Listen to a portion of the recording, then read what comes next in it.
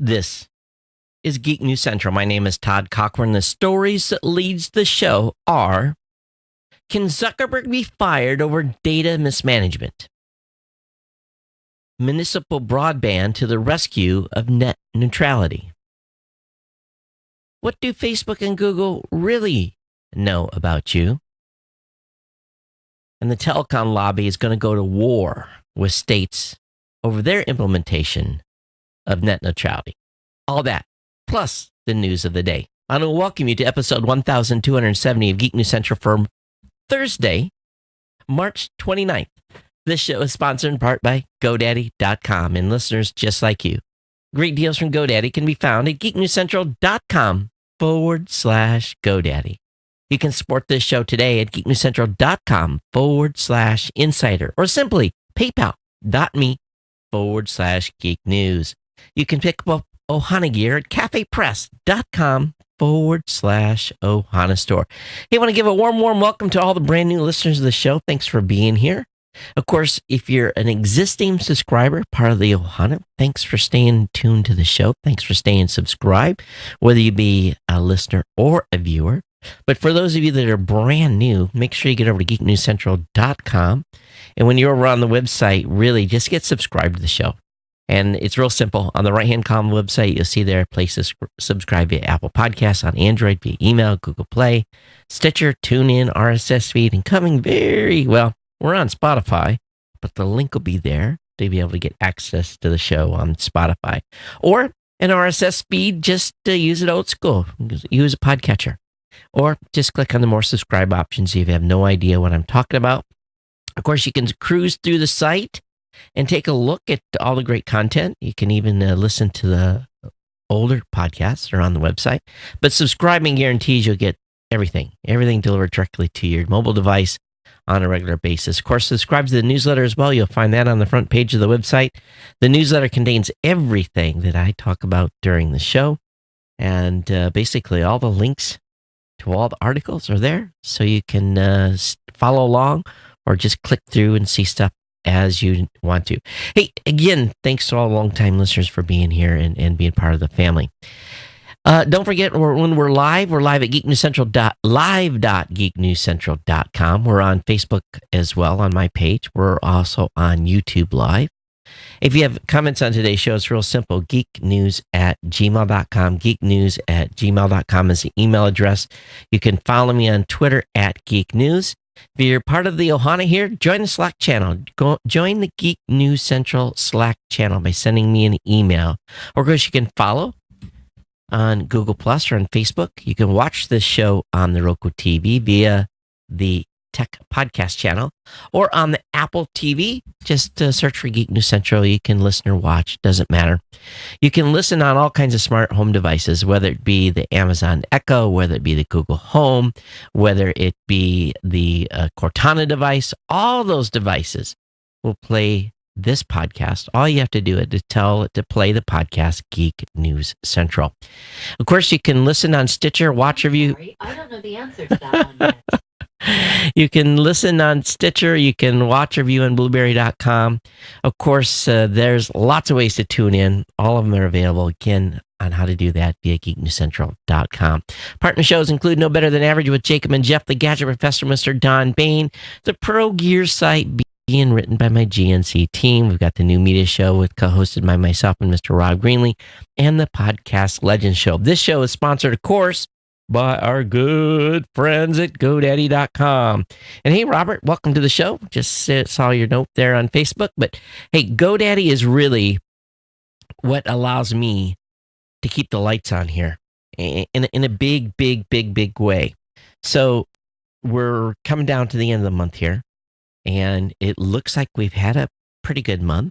So if you're on the fence and thinking about doing something, wait to April 1st. It doesn't matter when you pick up a GoDaddy product or service. Anytime is fine. But geeknewscentral.com/GoDaddy is where all the codes are. And we'll be updating the website in a few days so that we get the new Google index and everything. But whether it be 30% off new product purchases at GoDaddy, whether it be at 99cent.com, whether it be $1 a month economy hosting with a free domain for the first year, whether it be $1 a month managed WordPress hosting for the first year with a free domain. Again, $12 gets you going there. It's an amazing deal. For a business owner, 1 month free trial, GoDaddy website builder, your choice of personal, business, or business plus plans. And I heard something amazing. And there was an email sent to me that said, look at this. And basically, GoDaddy made an announcement that they're going to move the majority of their hosting and infrastructure is going to get migrated to the cloud over at Amazon. They partnered with Amazon. And so over the next, I don't know what the time frame is here, but ultimately, if you have sites currently on GoDaddy, they're going to be moved into the cloud at Amazon. I think this is pretty exciting. They're partnering with Amazon. Amazon does hardware, does data. GoDaddy builds great services, so I think it's a great combination. Time will tell how that transition goes and what new products are going to come to the market. I saw some sort of announcement on a WordPress Pro package that's coming, so I'm trying to get information on that, trying to get a discount code for you. But really, things are moving. There's a changing with the times, I guess that's the best. All the domain management is going to remain internal to GoDaddy. They're not going to do any external sending it over to Amazon. That's all going to be managed in-house. As you can imagine, it's a big part of their business. But it makes sense to me, if you think about it, you let someone else take care of the hardware and you just build the services around it. Doesn't matter. That's what we do at Blueberry. We don't manage any hardware. That would be insane in this day and age. But let someone else take care of the hardware, the upgrades, we just rent time, on those machines at Amazon. And of course, I have a big infrastructure, 40, 50 servers. So that all, just runs in the cloud. But for most of us, all we need is a website, a little WordPress, managed WordPress hosting, or a little economy hosting site. We don't need all this fancy stuff.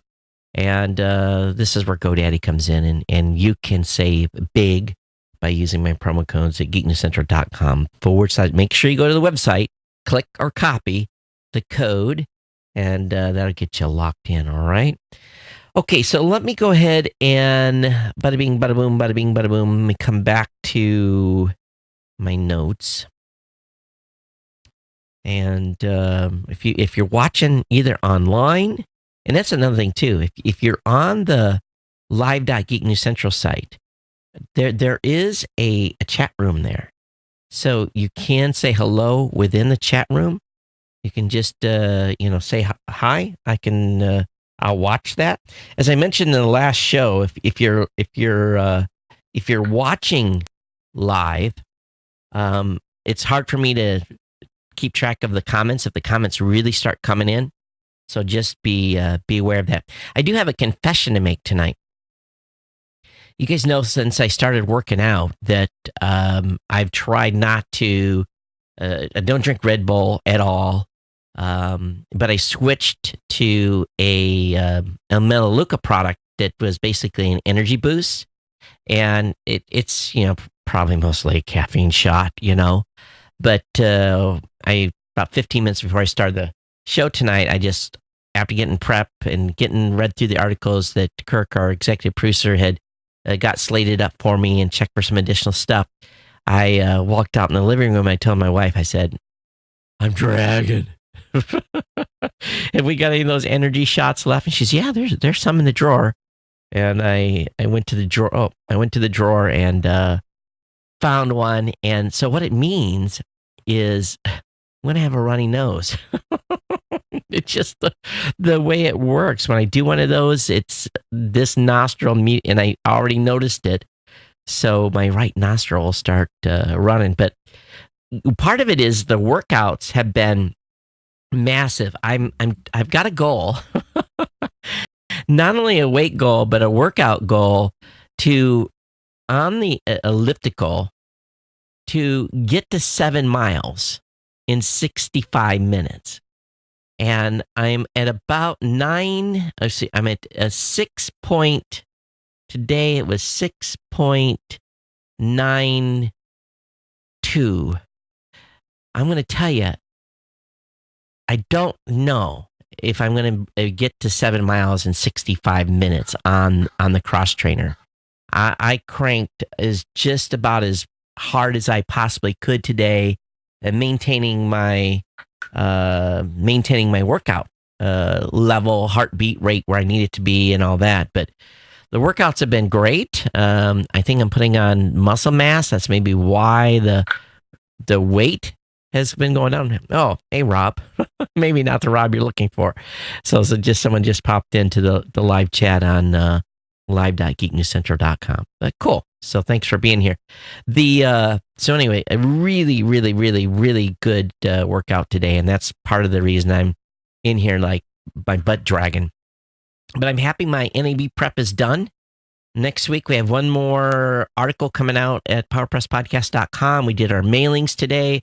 We reached out. I mean, today was like this big blast of information that went out. And so dealing with emails coming in today from radio executives and educators and church leaders and everyone wanting to say, hey, we want to book time. So we've been scrambling to get that, the onslaught of those folks reply. So I think our marketing message worked real good. But I put something kind of funny in Facebook earlier today, if you haven't seen it. And I can't show you yet but you guys are going to be excited. The first day of NAB, I'm going to take some pictures of some things and put them on Facebook and on social media. You'll get to see what our handouts are at, but I kind of hinted a little bit about it today this evening on Facebook. I put, I basically said, are you a serial killer? And I'll leave it at that, but I'll let you guys kind of think about it a little bit, but it's part of and there's a link to an article, but we'll leave it there and let you guys have a little bit of a, what kind of a marketing plan do they have around, are you a serial killer? So, anyway, I think it's pretty awesome. I'm pretty excited about showing it to you guys in just about a week. So I do want to give you an update on travel plans and what's going on here. And Kirk, if you're listening, I don't know if we've directly talked about this, but the plan is I fly out of here a week from Friday. So I fly out on April 6th and I get into Vegas. Let's see, is this the right? Am I looking at the right calendar? Let's move over here. Yeah. So I fly out on April 6th, get into Vegas the morning of the 7th. We immediately go into getting our booth set up and all that. The show starts on Monday the 9th. 9th, 10th, 11th, 12th is the show. I have a little bit of downtime on the 13th as we get stuff packed up and shipped back. And then I fly back to Honolulu on the 14th. I do an immediate turnaround and I'm back out for 3 weeks. I'm heading out to the East Coast, multi-city tour. So anyway, so that goes down. So Kirk, I'll be good to do the show on Monday the 16th. I might be a zombie, but the 16th I'll be good. But I will need you to cover the show on the Monday the 9th and Thursday the 12th if you're up for it. So let me know. But we'll let Kirk do his third and fourth episode, and I think that's going to be his third and fourth, or maybe it's fourth and fifth. But anyway, we look forward to having Kirk step in while I'm out. But I'll be on the road all the way up until May 6th when I fly back to Honolulu, and then I'll be home just about a week, maybe 2. And then I'll be back I have to go to Columbus. So I got to go meet with the Raw Voice team So I'll probably fly out like the 17th of May, something like that. So travel is starting, but the show will continue. So it just gives you guys a little heads up of what the schedule is going to be for me for the next month or so. But busy week. Your podcast gets recorded in the morning. And so Rob says, "Oh, come on, Todd. I've been trolling. I've been a big fan. I emailed you about April Fools in 2010 when you claimed that you were closing up shop." Oh, yeah, that was a good one. Yeah. I did. I think I made an April Fool that Apple bought us or something like that. Pre-LED bulbs and solar panels during the Dave the Trucker days. All right. Outstanding. Thanks for being still part of the Ohana. Man, you've been around a while, dude. So that makes you one of the early ones. So thank you so much. So again, Mike Dell and I record your podcast in the morning. It's a podcast him and I do at powerpresspodcast.com. I get to meet with the accountant on personal taxes tomorrow. I know what my tax bill is. Those of you watching, you can read between the middle lines, but that's my sign to the IRS. I knew I was going to have to pay this year. I knew. And partly it was my wife's fault. Her withholding is wrong on her income. So we have to pay her taxes. I paid my taxes. Now we have to pay her taxes. I'm going to help kids with the taxes this weekend. And then, but I do want to mention one thing. Last show, we had a listener come on that was in the chat room that was pinging me quite a bit. And I may have gotten a little testy with him. I apologize for that. But it was, you're not responding to me. And as I said at the end of the last show, I really can't watch the chat super close. I can watch a little bit and, basically do a microsecond glance at it. But, just like Rob here with Reality Bite in the live.geeknewscentral.com chat room, I can go over and see that. But on Facebook, when I get more than 3 or 4 comments, it goes off the page. Also, the number of comments from business owners on my discussion about GDPR last week. And here's the thing that amazed me. Todd, don't use my name. don't use my name on the show. And I was like, whoa, I touched a nerve. I touched a nerve because there's some of you that had no idea what I was talking about. Absolutely no idea. And really kind of was shocked about it. Now, I'm going to read an email from one of our listeners that from Greg. He says, and I usually do this at the end of the show, but I wanted to do it at the beginning, and there's a couple of things I want to address. He says, "I don't understand how laws in other countries can apply to Americans who don't have a business presence in those countries. It's a good thing that I don't have a business because I'd be tempted to skip all the work that you're going through to comply. I just redirect all EU IP addresses to a web page saying that because of the GDPR, our website is not available in your country." Thanks for your show.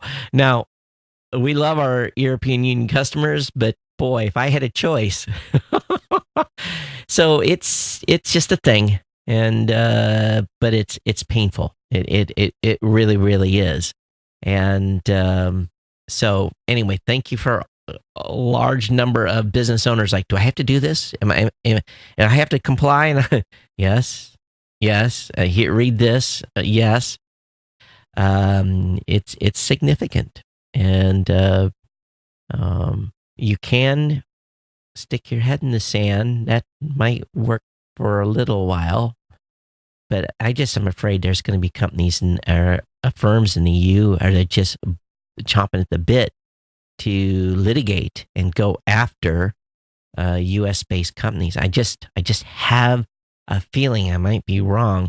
And as Andrew said, in one of our writers, he's in the UK, and he said, we've been living with much more strict privacy rules for a long time already. So for us, this step to GDPR was not that big of a deal. It was a little jump. And he kind of described to me that, he works in a field where he works with a lot of super sensitive data, and just misplacing a paper on a table or not doing the right thing with that media is instant firing in the UK. HIPAA laws here in the United States are pretty strong as well, and people can get terminated for violating HIPAA stuff as well when it comes to medical. But this is a whole different level, and I'll keep you guys advised how things go with this process. But anyway, thanks for all the feedback on the GDPR, and I've had a chance to breathe a little bit over the last couple of days, but still, there's in our company's Slack channel every day, we're like telling our Barry, our legal, he says, can you look at this? What do we have to do on this to comply with GDPR? And he's just like, he's over it. He's like, stop. And I'm like, no, it's not going to stop. We need to make sure we hit every aspect of how we touch and where customers touch us and that interaction and all that. So it's nuts. All right, moving on here. So there's an article over at Engadget, and I kind of love this photo. And for those of you watching, it's Mark Zuckerberg standing at the Harvard Alumni Association. Of course, I don't think Mark actually finished his degree, and he's holding out his hands. Maybe he did. I don't remember exactly, but, who cares at this point, right? He's one of the richest men in America, or very rich, and he's got a big smile on his face, and he's built this Facebook empire, right? And it's entitled, Mark Zuckerberg Won't Lose His Job Anytime Soon. And you have to admit that lesser CEOs have fallen.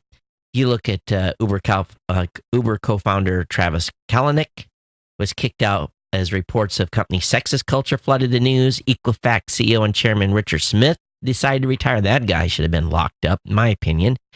There's Elizabeth Holmes was charged with fraud by the SEC, forced to give up control of her business and barred from serving as a leader of a public company for 10 years. There was even Yahoo CEO Marissa Mayer, who couldn't keep her job during the Verizon acquisition, following the security scandals over there. And, actually, in the scheme of things, the Yahoo security breach was about 10 to 15 times worse in scope than this Facebook one. And we've been talking about the Facebook. It really wasn't a breach. It was a mishandling of data. But as Jack reminded me, and it's something that's been making the news, but depends on which news you listen to, you may not hear this. And I had known about this as well. But, there's this big outrage, of course, that they got this data, then that the Trump campaign was able to use it. But he says, Todd, you like almost all other news reporting outlets are one side. Do you remember in 2008, again in 2012, when Obama campaign was bragging about the superior data gathering and the use of big data to win the election? All the news media outlets and online reporting was how smart Obama was and his campaign safe to use big data to win. They even said where they got the data from, but nobody reported, complained, or objected. It was Facebook and Rentrack, which was the equivalent of Cambridge Analytica. Carol Davidson of Rentrack was on a panel shortly after Obama was elected describing how they won. As it turns out, Facebook gave Rentrack all the social data on every U.S. customer for their use to elect Obama because they agreed with him. There was no outrage, no lawsuit, no campaign election law violation investigation.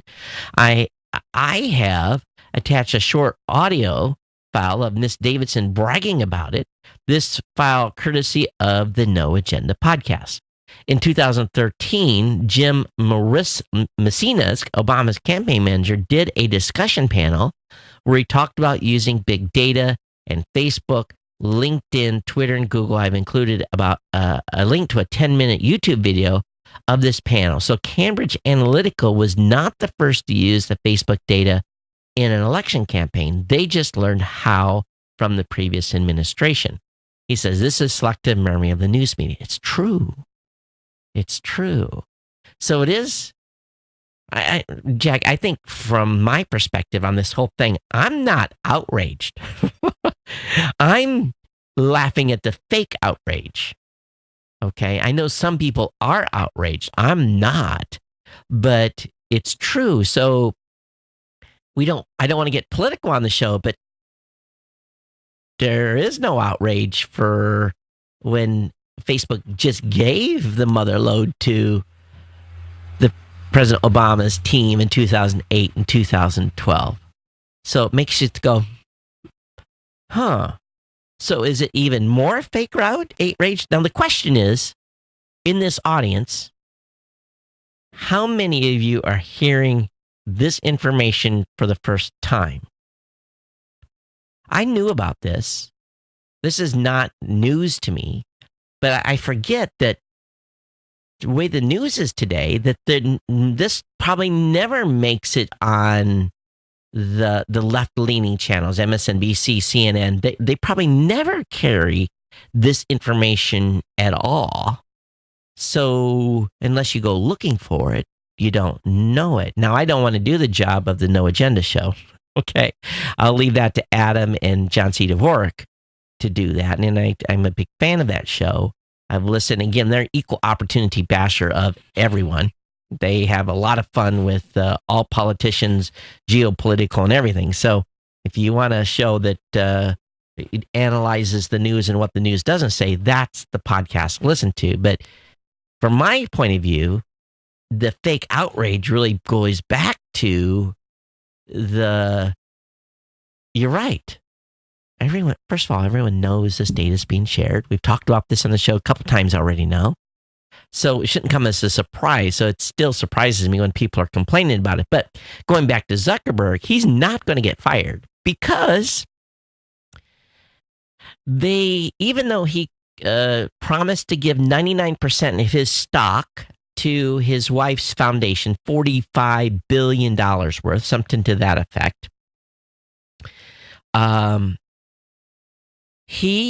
They did a transformation just as Google did to protect the founders. They created a new type of non-voting Class C stock that split every share for every stockholder into three distinct shares. A share worth $100 was transformed into three $33 shares, two of which were Class C, meaning they didn't carry any voting rights.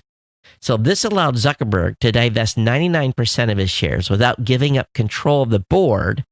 When Google did this in 2014, people were upset. So Sergey Brin and their shareholders weren't pleased with this plan. Just 12.7% voted to pass it. So Facebook drew ire from this in February of 17 as well, or Sergey did this in 2014. So essentially what it is Zuckerberg still controls 87% of the Facebook voting shares. So unless he voluntarily steps down, Zuck's going nowhere. And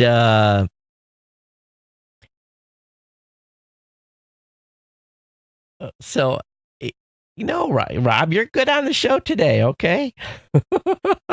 Thanks for being here. So there's a lot of Robs in the podcasting space that I work with directly. Rob Walsh, Rob Greenlee, Rob McCracken. Yeah, there's a number of folks. But anyway, Zuck's not going anywhere. He's not getting fired. And you can't fire Zuck. All right, a little change of pace here. The ACLU is saying that net neutrality can be saved with more local broadband. And, I'm a big municipal broadband fan. I've been talking about that for years on the show. You guys know already that I've been a big supporter of this. But basically, the ACLU is saying that potential saver to net neutrality is your local municipal government if they make a public internet option. In other words, if they roll out their own internet service, competing for subscribers with the likes of telecommunications and cable companies. Well, most won't. Some can't because of state laws already. So that's a big battle, a big hill to climb. At the same time, the telecom lobby says we'll fight state efforts to protect net neutrality for a united and connected future. So the U.S. Telecom, a top lobbying firm of the telecom sector, and we've talked about this group before, which is primarily funded by AT&T, this week penned a blog post making it clear that major ISPs would fight tooth and nail against state efforts, gasp, to protect consumers from predatory telecom monopolies. This is like the, oh my God, it's like the Fox, garden and hen house. It is said, now this is what they said. It is said that the road to hell is paved with good intentions. Nowhere can we find a more perfect modern example for this sentiment than in the cacophony, in the cacophony of disparate calls by state and local regulators across the country, each seeking to pose their own brand of net neutrality regulations on consumers' internet experience. Let's really think about this. State-level net neutrality protections wouldn't exist if AT&T and U.S. Telecom hadn't sued to overturn the meaningful rules both in 2010 and 2015. Then prodded revolving door regulators to repeal the FCC extremely popular, modest, and consistent federal protections, according to the folks over at Tech Dirt. I know some of you don't like net neutrality. I've made that clear. But they go on to say, and this just blows me away here. Broadband providers, and this is what the telecom industry is saying. Broadband providers have worked hard over the past 20 years to deploy ever more sophisticated, faster, and higher capacity networks and uphold net neutrality protections for all. You didn't like it.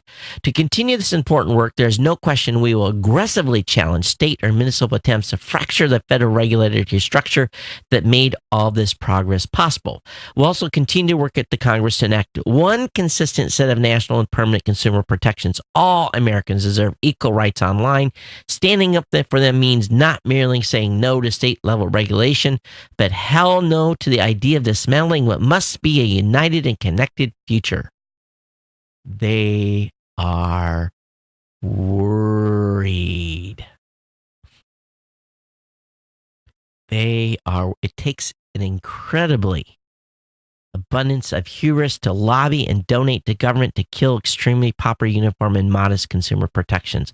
Then turn around and lecture people on the need for a united and connected future. They are worried about these net neutrality. And we got something a little later in our show about Comcast. So saying, we can do a little something here, a little something there. They're hedging. They're trying to keep from the hammer from coming. But we'll see. But the U.S. Telecom's blog post only really serves two purposes. One, telecom lobbyists are signaling they fight any state that actually tries to protect consumers from anti-competitive behavior by telecom monopolies. But while the FCC included language in their net neutrality repeal attempting to ban states from protecting consumers from privacy or net neutrality, the repeal they lobby for leaves the FCC with shaky legal authority on that front. So, here's the thing. State rights, you got to remember, states are allowed to set their own rules, laws. It's not supposed to preempt federal regulations. But what the FCC did and the way they revoked this and switched things around, there's maybe no real true law on the books per se that now can, the Fed can override anything that is happening in a state. So we'll see where this one ends up. It's definitely going to end up in court. Because, they've signaled that that's going to happen. It's going to be fun to watch, and it keeps net neutrality in the news. Here's a simple thing. We got to understand, too, that net neutrality in its form that was repealed wasn't even fully implemented, and the rules weren't fully in place. So we never truly did experience a internet that was fully compliant with the previous net neutrality rules. All I care about is that I get to watch Netflix, YouTube. I get to be able to listen to my podcast, publish my podcast, and not be throttled, and get the internet that I pay for at the speed that I pay for it. That's the key.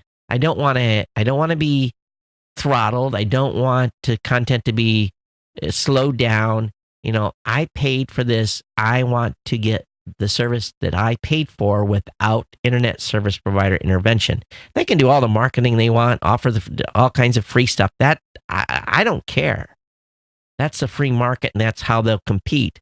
But I want the ability to not have any of the stuff I use and my neighbor uses and you use to be, if we click on Netflix and it sits there and spins because Netflix hasn't paid the troll toll, then that's a problem because I paid for the service so that I can watch the service that I want to.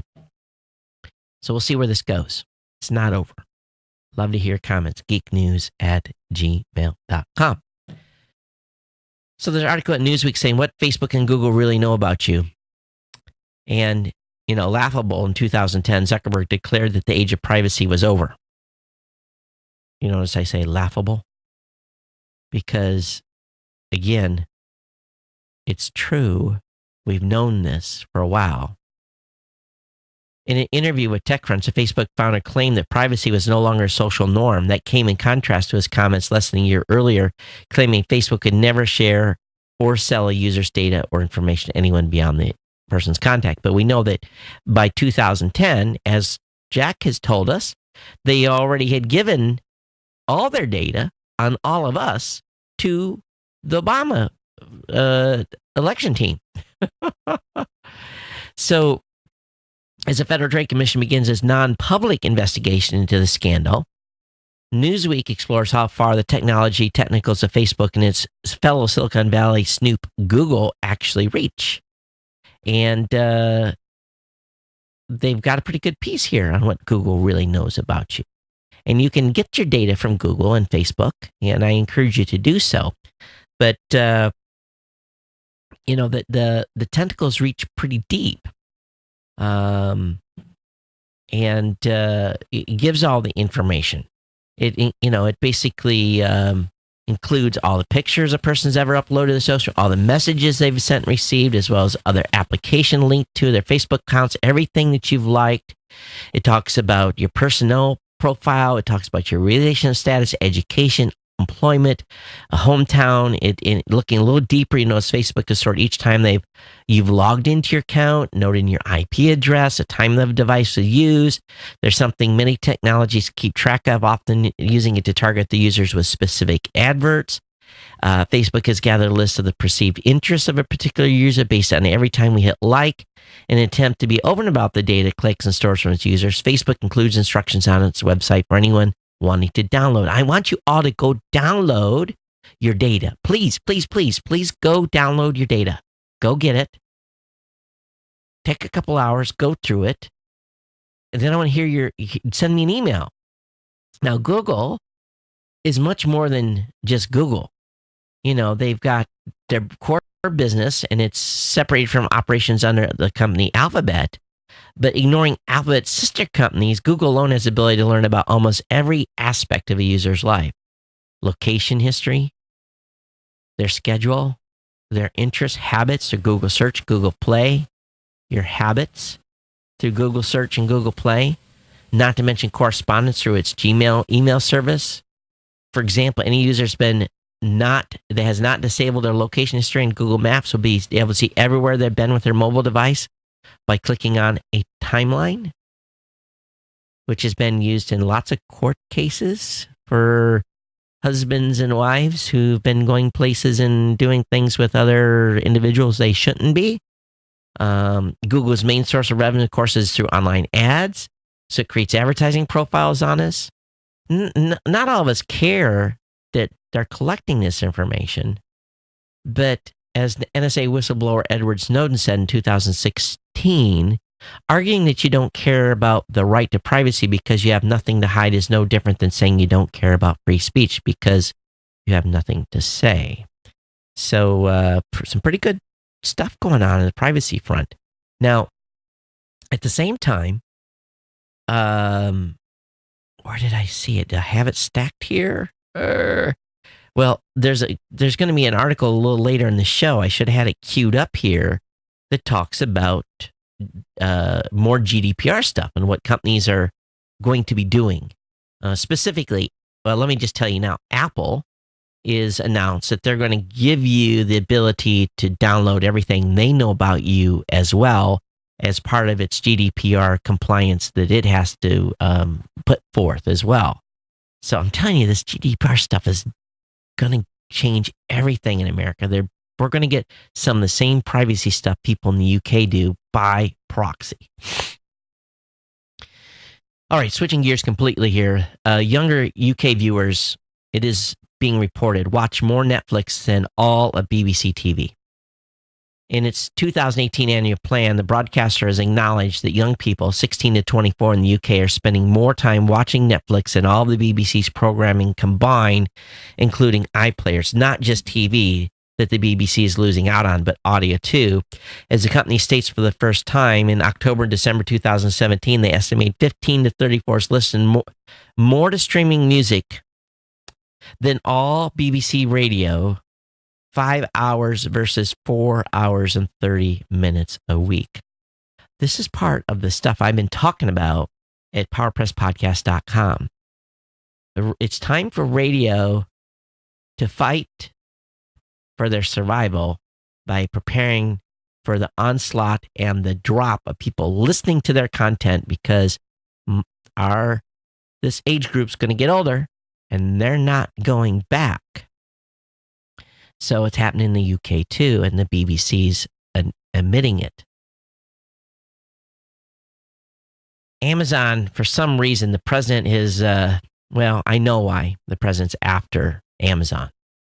And he thinks, and it's interesting that he's taking the fight to them over state and local taxes. He's basically saying via Twitter that the online retailer pays little or no taxes state and local governments. And his comments come a day after a report said he was obsessed with Amazon. And of course, the company shares took a hit on that. And of course, several states say Amazon and other online retailers should have to collect sales tax. Now, that's going to go to the Supreme Court here directly. There's going to be an argument basically where they're going to have to defend that basically anything that Amazon sells that they have in stock on their own and not through another company, for most states, they don't charge any sales tax and they don't pay any sales tax to those states. Meanwhile, people like me are buying a lot of stuff from Amazon and my state's not getting paid on some stuff. So we'll see what happens here. And of course, we know the Supreme Court ruled in 1992 that states couldn't collect sales taxes gathered by mail order catalog companies unless the firm had a physical presence. Now, states are saying this needs to change, considering that they're killing off a lot of retail business, just like Walmart did. And, but apparently the president wants to go after the e-commerce giant, citing 5 sources, and it's some antitrust stuff. So we'll see what happens here. They say that Amazon's business is one of the things keeping the USPS afloat. And but the USPS negotiated a real cheap deal with them, so they're not even paying what you and I pay to ship stuff via the Postal Service. And of course, the Postal Service crisis is ongoing continually, and they have $63 billion in cumulative net losses since 2007. So we'll see what happens here. More targets. On the space side, NASA astronauts have knocked out the 100th spacewalk by space station crews. So 2 U.S. astronauts worked outside the International Space Station today for about 6.5 hours. They each went opposite ways when they came out of the airlock and did a variety of tasks. And I'll have the link up in the show notes if you're interested in that. Those of you that are Android users, Google Play audiobooks have finally gotten bookmarks, Smart Resume, and more. So you're going to be able to pause an audiobook in the middle of a sentence and then resume your playback a couple of minutes later. It used to be a jarring experience, but with Smart Resume, your audiobook will automatically go back to the beginning of a sentence, so the transition process back into the story is much, much better. I do that with books. if I'm reading a book and of course, I use a Kindle. Next time I open it up, I flip back a page and I reread the previous page to get engaged. They're also helping to change playback speeds. And also, Google's expanding its family library feature to 13 additional countries, including Germany, Russia, Spain, Mexico, and adding audiobooks as an option for Google Home's new routine feature. So this starts rolling out to Android users today. The company read beautiful cameras, absolutely incredible. They revealed a 5K camera sensor that, well, they talked about this before. They designed 5 of these for outer space, and we think Elon Musk bought them. But the Gemini dual ISO sensor is now available for $24,500, and this is a pretty epic sensor in its specs. But if you do any shooting in any of these resolutions, if you're a photog, videographer, this is going to be some exciting new gear, but out of the price range for most of us. Do you like Tetris? Well, if you like Tetris on the Mac OS, there is a way to play Tetris. And apparently you couldn't find this. There was a reporter, they couldn't find anything. But yes, there is the way to play Tetris in a terminal window. If you really have to play Tetris, you can do it, and they give us some instructions on how to do that on Lifehacker. To be honest with you, I don't have a spare minute in the day to even consider playing a game. Here's the article I was going to talk about, but I already talked about it. Apple's going to roll out new privacy features to comply with the EU rules.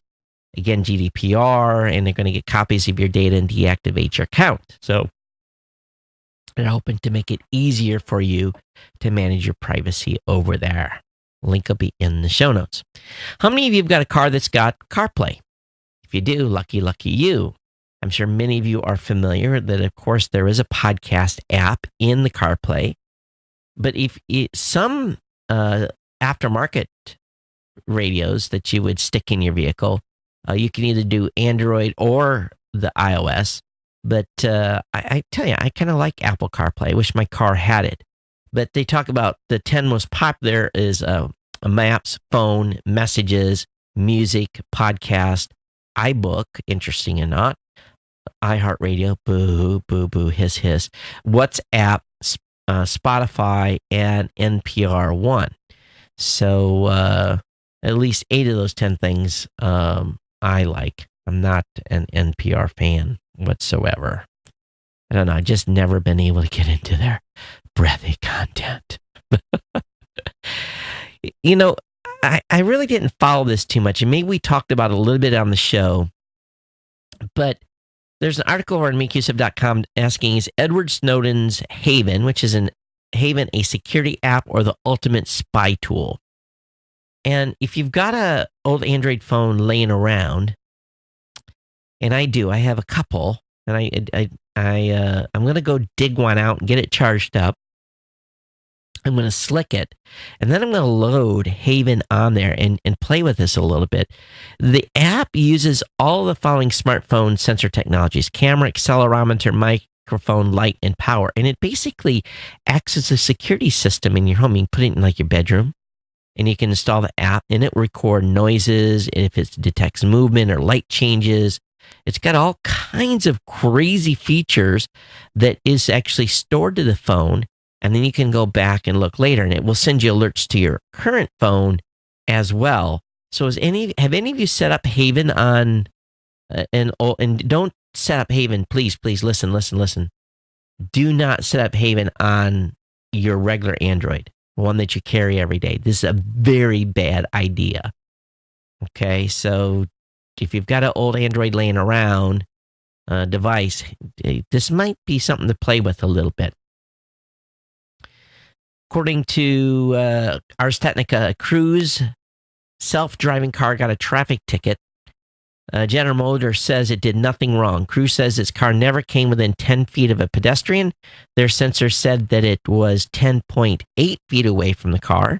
But a California Highway Patrol pulled the vehicle over and gave it a ticket for being apparently too close to the vehicle. So I'm sure Cruise is going to end up in court and they're going to show their scientific data. But California law requires that a vehicle yield the right of way to pedestrians, allowing them to proceed undisturbed and unhurried without fear of interference for the safe passage through an intersection.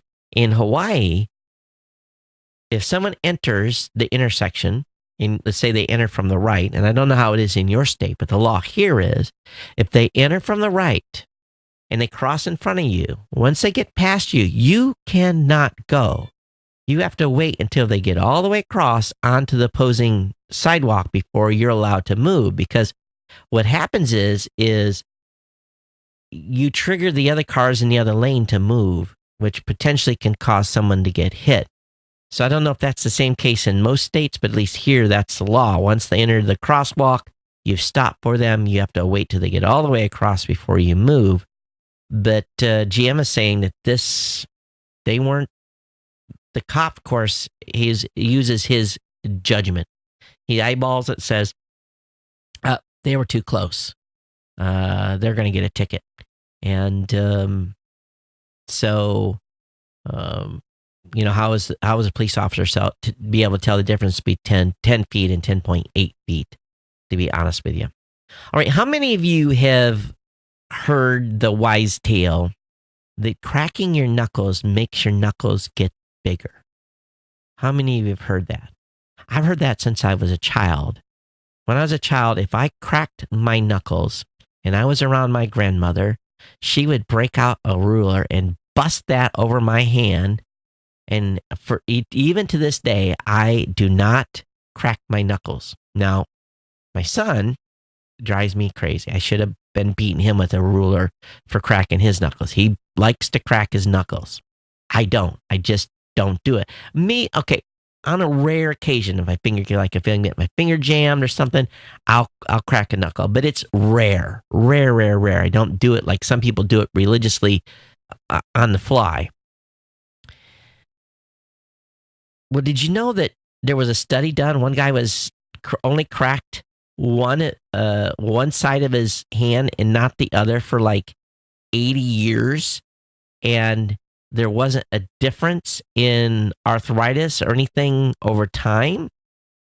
So I thought this was kind of curious, but they think they figured out what's going on. When you pull the finger, when the joint, it's not the joint popping, it's an air bubble. I always thought it was like a nitrogen bubble or, some sort of wise tale, but it's some sort of bubble inside the fluid that's called the synovial fluid. And when you change that pressure, it increases the space and releases some gases in the fluid and can nucleate into I like to use that word, nucleate. You're nuking your knuckles. And so some researchers have suggested it is a collapse of such a form of carbon dioxide and other gases. So anyway, I'm still not going to crack my knuckles, and if you do, stop. It's like tapping your foot. When you're tapping your foot, do you know what that means? You're not making any money. The person that taps their foot all the time is not making any money. That's a Japanese wise tale. But anyway. Hey, at the CES show, I interviewed the company behind a smart wine aerator. And it was the first time in all the years that I went to CES that I actually drank a little wine. Now, I don't think I drank it on camera.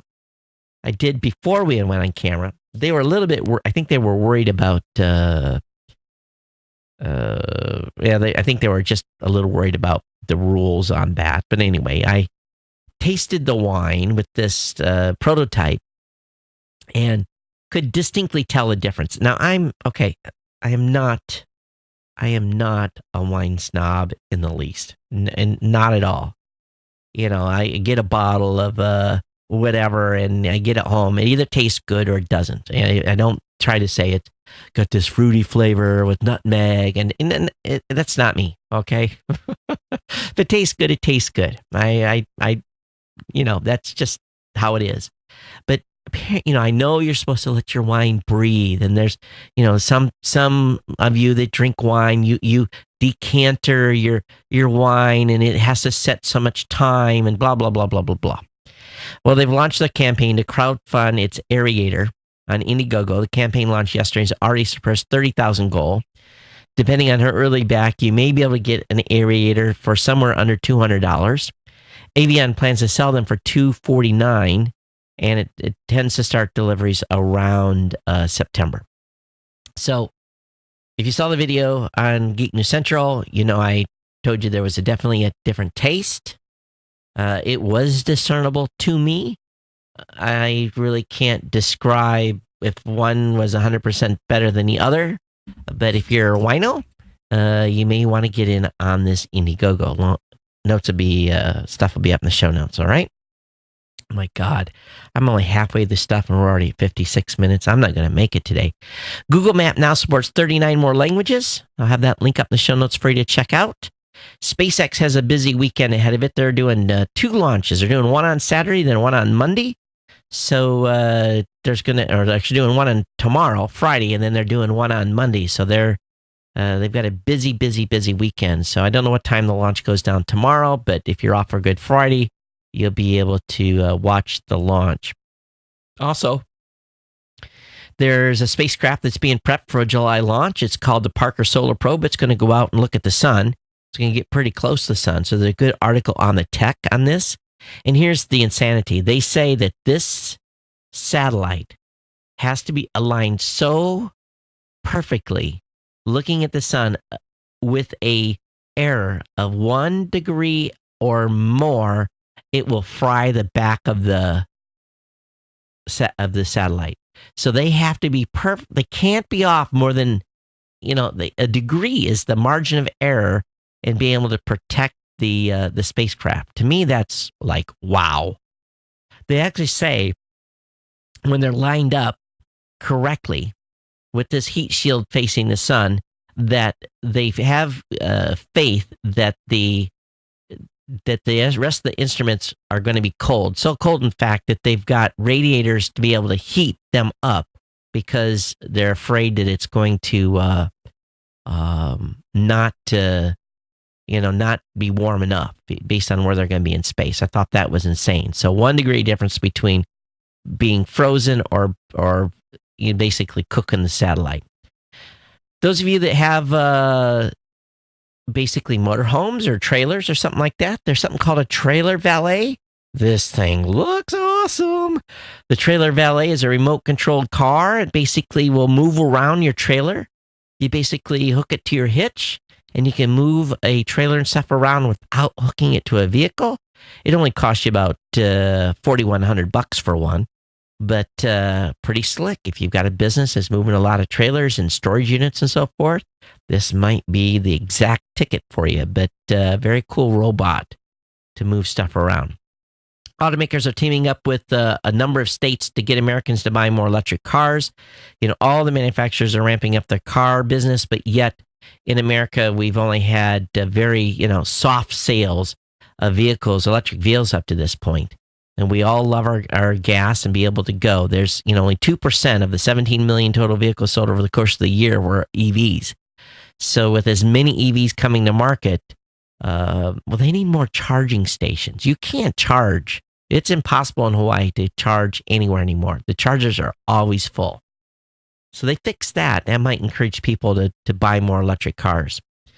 Also, over on The Verge, they've got something that's very, very cool. It's a company called Festo. They have a history of making kooky robotic versions of wildlife, and they've just made a spider, and it is crazy. I'm just going to tell you, this is the video of the day to watch. You're going to trip out. You really, really are. A link will be up in the show notes on this. It's crazy, crazy, crazy, crazy, crazy. All right, we've talked enough about Cambridge Analytica today. I've got an article from The Verge talking about hasn't deleted Facebook user data as promised. That'll be in the show notes. I'm not going to go any deeper than that. Not surprisingly, Facebook is speeding up its process to fight fake news. So that's in the news today. So, Facebook is really trying to make things go. But at the same time, Richard Branson is basically saying that government regulation of Facebook makes sense. And he says, obviously, best companies can regulate themselves, but apparently they haven't. And so he's just basically looking for them to restrict Facebook's and other companies' ability to use customer data. And he made this comment at the Yahoo Finance told Yahoo Finance during an interview on Wednesday at the Adobe Summit held in Las Vegas. So more cries for basically regulating them. All right, there's a little bit of poll out. The Amazon Echo still dominates the smart speaker market by holding 31%, followed by Google Home at 27%. The Amazon Echo at 31%, Amazon Echo Dot at 27%, Google Home at 16%, Google Home Mini at 12%, Sonos One at 4%, the Amazon Echo Plus at 3%. Nowhere on the list is any Microsoft device. That's amazing. They're not even breaking 1%, but Amazon is largely king, and people are using them to play music, play podcasts. That's 19%. Set a timer. How many of you listen to this show via the smart speaker? Please tell me. Please, please, please. I need to look at the stats, and I can tell that exactly. I'll let you know. I don't check my podcast stats much anymore. Check the weather, look up information, add appointment to calendar. I never use that. Call someone. I've done that. Never used it to purchase items online. I have asked the devices to tell jokes. Never ordered food. Never ordered car service. So mostly listen to music, podcasts, or books. That kind of makes sense to me.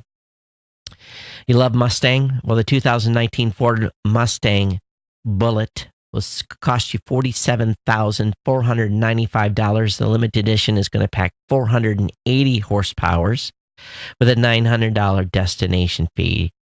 Fantastic. It's going to get 8 miles to the gallon. So you might be able to afford the car. You may not be able to afford the gas that goes in with it. But that 480 horsepower puts out 420 pound-feet of torque. And it'll go 163 miles per hour. Oh, yeah. Oh, here's the article about Comcast. Comcast is saying they're going to support ban on paid prioritization with an exception. They want an exception for specialized service. Specialized service. They basically, they want some exceptions so that they can run specialized service. In other words, they're just trying to change the wording. Galaxy Note 9 is going to be launched as early as July for those of you that are fans. Also, if you're outside the United States and if you are coming into the country, a proposed State Department form would require all U.S. visa applicants to disclose their social media handles. This is according to a Bloomberg report. The requirement is significantly broader than the previous filings, which had made disclosures voluntary and applied only to a portion of visa application identified by extra scrutiny. The public has 60 days to comment. The new forms will list specific social media platforms and require applicants to provide any identifiers used by applicants for those platforms during the 5 years preceding. You just wait. Before we can go to some countries, those of us in the U.S. are going to be asked to give up our social media information as well. British Telecom is going to be lowering landline rentals by 37%. But here's the catch. You can't have any other internet. If you are internet-less, you have no internet from any provider, you can get the discount from 18.99 pounds to 11.99 pounds. But again, only if you don't have internet with anyone else. How can they do that? How can they say if you have internet with anyone, you don't get the lower price? How do they know? Is that data? I thought that everyone's supposed to have privacy, and British Telecom shouldn't know what you have with other companies. A little odd. Uber has settled to avoid a legal battle with the family of the autonomous vehicle victim. So they have wrote a check, and the family has nothing more to say.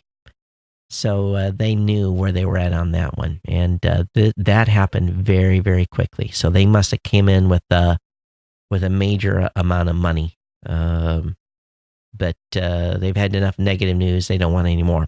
A GoPro 199 Hero action camera is meant for newcomers. This Hero replaces the Session as an entry-level GoPro.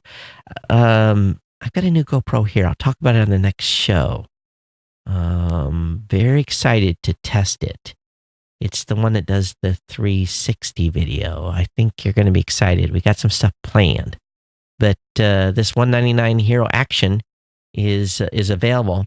There's no 4K on this, but to be honest with you, most of the time you don't need 4K. But there's a lot of cameras out there now, so don't be afraid to shop around for camera. Verizon's going to be launching a Palm smartphone this year. Yes, one with a QWERTY key on it. Crazy as it sounds. So that's coming. For those of you that like an old BlackBerry type handset, that's forthcoming here. Also, Amazon may offer checking accounts for teens. What they're finding is that teens are having a hard time buying stuff on Amazon. So they want to offer checking accounts to teenagers. That's the reason they want to get in the banking business. All right, so they're going to give them a banking account with a card. Is the parents still have to fund that unless they have a job? So I don't know if this helps him much, but they're looking at it.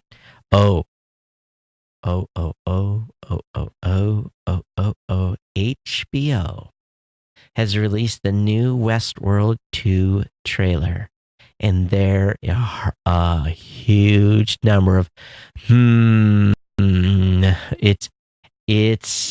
this is awesome. I cannot wait for Westworld 2. April 22nd is when it's going to drop. We're not going to have much more time. April 22nd is the premiere of, I'm going to be on travel, but I am going to make sure that I get to see Westworld. I cannot wait. This is going to be one of my it is already one of my most favorite series. You like luxury vehicles? Can you afford a luxury vehicle? We're talking like $90,000 worth of luxury vehicle. The Jaguar all-electric I-Pace. Some more hints out on that, and you can definitely check it out. There's a video, so looks like a pretty sweet vehicle. Again, nice Jags. Jags are always nice. Gotta love a Jaguar. All right, I'm trying to get through the rest of the content here. Apple Music put all of its music videos in one place. So if you upgraded your phone to 11.3, which was released today, or if you haven't, if you do, definitely check out Apple Music. You'll be able to watch music videos. Also, Twitter's made it easy to share the best parts of live video. You can actually clip something and share something from live. I want to test this with an actual recorded video, see if it does anything as well. But anyway, that has been announced by Twitter. Apple's also pushed a modest but handy update to Watch OS, TV OS, and the HomePod. So be aware of that. Yesterday, during my workout, my Apple Watch, I couldn't unlock it. Put my password in, for some reason, something happened. I had to factory reset it yesterday. That's the first time that's ever happened to me. My wife claims I forgot the password, but I couldn't even unlock it with my iPhone. So something screwy happened. Also with iOS 11.3, Apple now lets you access medical records in Health app. Whoa. So they're working with Stanford, Westover Hills, VUMNC, Duke, Carroll Hospital, a bunch of different providers. So there's 40 health institutions across the U.S. listed. You can view your records after updating to 11.3. So, what do you think about accessing your medical records with your mobile phone? I didn't think I can access my medical records with my computer yet. The military TRICARE system sucks from a record standpoint. You want a record, you got to go get one printed. I don't know. I will see if it has digital. I don't think so. Also, you ever have iCloud problems? Well, I've got a tutorial to help you if you've got syncing issues or if you can't connect or stuff like that, or the app is not saving in iCloud, all kinds of little tools and tricks and tips to help you get through your day and using iCloud. Okay, a couple of things here real quick at the end of the show. Anker Soundbuds, slim and Bluetooth headphones, just $22. I'm a big Anker fan. I'm sure these are awesome. I haven't ordered these, but everything that I've tested and used from Anker has been really, really nice. So if you're looking for some cheap headphones that you're not worried about destroying, $22. Also, and Kirk, I don't know why you picked this one, but you want to make your pre-cooked ham taste amazing? There's an article on that. That one is a little out there, Kirk. Also, there's a lens cleaner that keeps your camera spotless for under $5. And I've used these guys' products before. It's from Lens Pens. Pretty decent. You use a carbon type of cleaning. It's, I'm mixed reactions on this, but they're $5. $4.89 is the cost. There's a 43% discount. So if you want to give it a try, Lens Pens is something that I've used here. Also, 10 do-it-yourself space projects you can build yourself. Some of it requires your backyard or garage, but anyway, some cool little projects you can build. So if you want to do some stuff yourself and start a little project. Also, if you are looking to have a burner phone, there's a deal. You can use Boost Mobile by bringing your own device and get a free month of unlimited data. So if you're thinking about doing a pay-as-you-go plan, this might be a consideration. I can't remember which network Boost is on, if it uses AT&T or Sprint, but anyway, basically bring your own phone. You can sign up for $50 and get a free month. Final article today, AT&T is pushing Android 8.0 update to LG version V30. So if you have an Android LG V30, you're going to get the 8.0 update. So I'm a little bit long. So I've already went through the email at the beginning of the show that from folks that wanted to share. If you want to share, please email me, geeknews@gmail.com, geeknews@gmail.com. I made it through here with energy to spare. I'm sure my energy drink will crash me here in a few minutes, but thanks for hanging out for the extra time on the show today. I definitely appreciate it. I've been getting a lot of comments. You guys have been saying nice things on Twitter and Facebook about me. You've been liking the latest shows. Thank you. I'm glad I'm hitting a nerve here. And, did you look at where we're at? We're at 1270. So a couple months, we're going to be at 1300. So I'm excited about that. All right. Hey, we'll be back with you on Monday, same time. And of course, same release time as always, if you're listening on demand, as the high 99.999% of you are. If you've joined me today on watching live, thanks for being here. Thank you for your comments. And again, thank you for your support of the sponsors. I greatly appreciate it. I'll see you on Monday. Everyone take care. Have a great Easter weekend. Have good time with the family. I'm going to take care. We'll see you next time. Aloha.